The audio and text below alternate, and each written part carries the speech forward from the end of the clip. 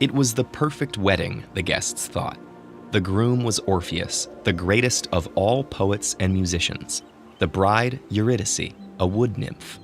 Anyone could tell the couple was truly and deeply in love.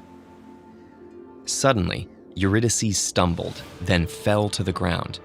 By the time Orpheus reached her side, she was dead, and the snake that had bitten her was slithering away through the grass.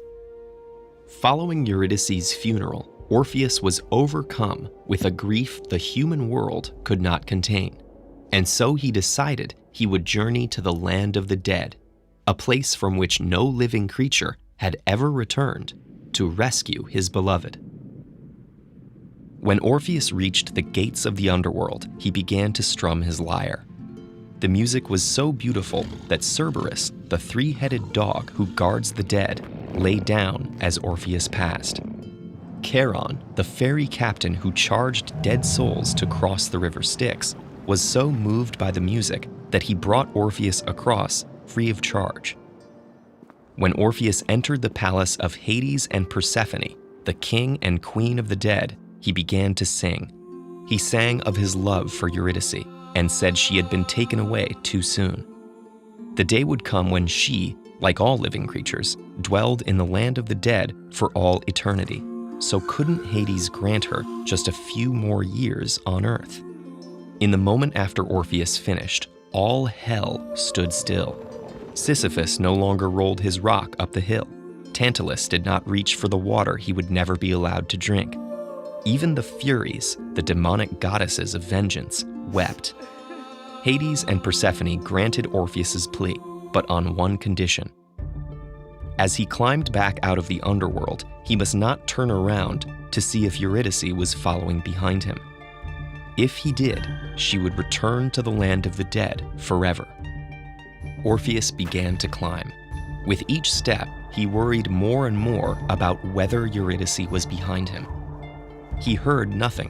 Where were her footsteps? Finally, just before he stepped out of the underworld and into the bright light of day, he gave in to temptation. Orpheus tried to return to the underworld, but was refused entry. Separated from Eurydice, Orpheus swore never to love another woman again.